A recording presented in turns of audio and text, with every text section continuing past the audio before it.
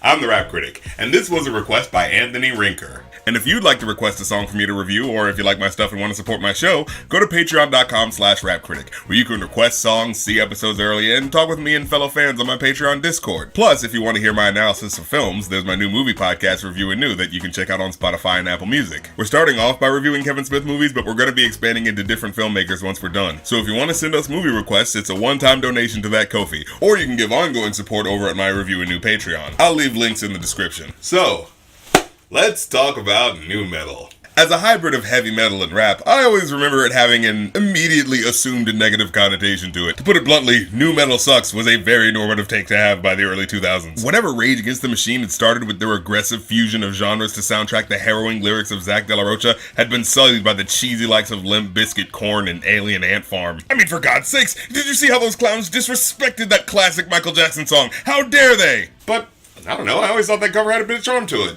In fact, barring their penchant for weird, immature, and overly angsty lyrics at times, I actually gravitated towards nu metal and their ideas of expanding what hip-hop could be by incorporating this new heavier edge. However, the prevailing perception seemed to be that rock fans hated it because there was too much rapping in it, while hip-hop fans hated it because a lot of them very clearly couldn't.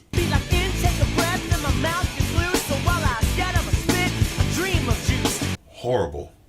Just horrible. But when Linkin Park came on the scene, I remember there being a bit of a sea change in how it was automatically perceived. Because when Hybrid Theory became the fastest selling debut album of the 21st century, with Crawling and In the End being inescapable songs of the year, it showcased how a couple of super creative talents at the helm could transform the nu metal genre into an epic soundscape, with Chester Bedingfield's nimble ability to cross between tuneful calm melodies and piercing screamo vocals, complemented by Mike Shinoda's contrasting deeper voice and emotionally engaging songwriting. So for my money, I'm on board.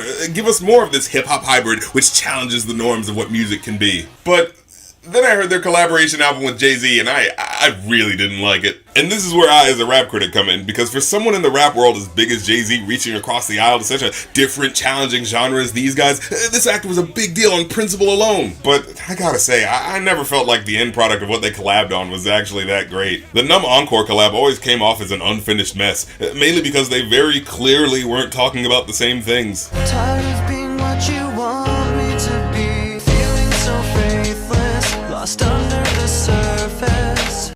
Feelings of self-doubt and struggling with identity and one's place in the world, eh? Deep philosophical stuff. And Jay-Z, what are you talking about again? When I come back like Jordan, we're in the 4-5. It ain't to play games with you, just to aim at you, probably maim you. If I owe you, I'm blowing you to smithereens. Cocksucker, take one for your team. Oh, shooting people.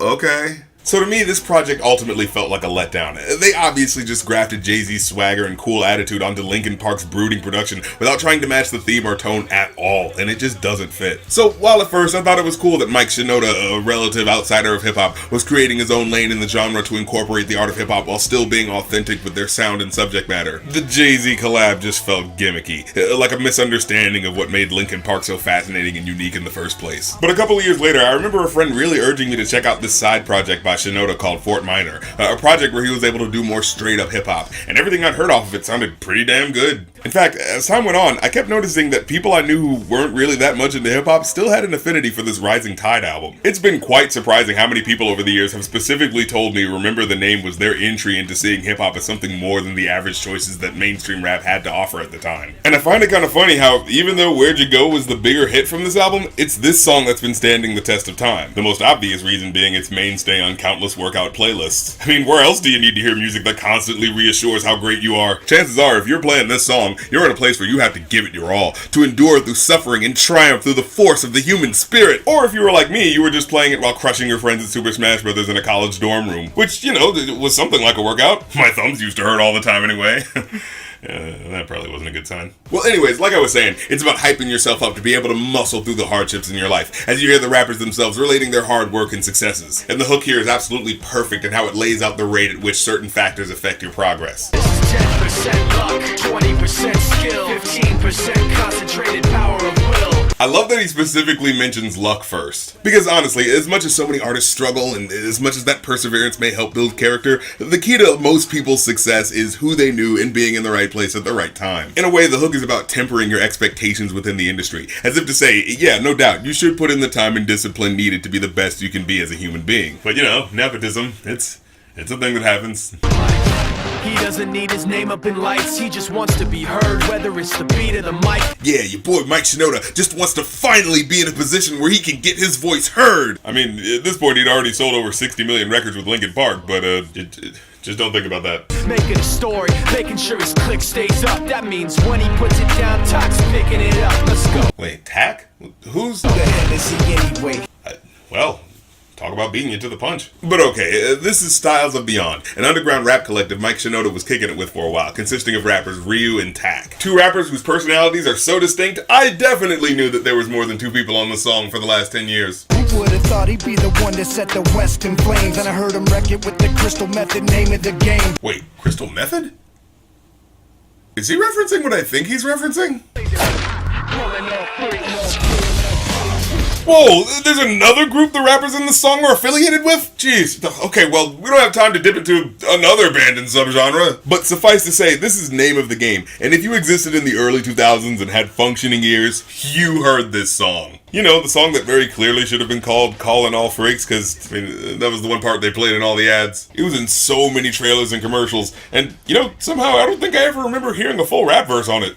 How does it go? Yo, top of the crown, raise the queen. Well, anyways, let's get back to the Fort Minor song. Okay, so there's other rappers on this joint. Let's hear about their personal recipes for success. 20% skill, 80% gear. Okay, well, not the typical way to go about achieving success, but you know, if you're fucking drunken master over here, have at it. But for real though, I do like that there are key lyrics of the song that succinctly take you through the mind of someone struggling to pave their own way in life. Put it together himself, got a picture connects. Never asking for someone's help, or to get some respect. Humble through opportunities given despite the fact that many misjudge him because he makes a living from writing raps. I will admit though, there's a whiff of pretentiousness that pops up every now and then. He's only focused on what he wrote, his will is beyond reach, and now it all unfolds, the skill of an artist. I mean, for God's sakes, he pronounced it artiste. You can almost hear the sound of him scoffing at plebeians while sipping his vintage oolong tea with his pinky out. Overall though, I give the song a 4 out of 5. I think the determination and sense of brotherhood ultimately shines through on the track, especially how that resilience and scrappy underdog feel is enhanced by the insistent cello line and driving thump of the drum beat. And I'd say if you haven't heard it yet, check out some more of that Rising Tide album. My personal favorite tracks are Cigarettes, the song he did about comparing the rap game to the tobacco industry, and Kenji, a harrowing track about Mike Shinoda's grandfather and his family being forced into internment camps by the American government due to the xenophobia surrounding World War II. So, you know, just in case you wanted to remind yourself how much America hasn't changed. But that's the episode. Leave a like if you like because it helps, comment if you have something to say because it helps even more, and hit the subscribe button and the bell because it helps the most. And if you want to hear more music I'm into, check out my radio show on Station Head, where we play all the dope hip-hop mainstream radio won't, from any time period and any time zone, with new hip-hop Thursdays every week around 7:30. And for your convenience, I'll leave all those links down in the description and whatnot. So check all that fun stuff out, and I'll catch you next time. Peace.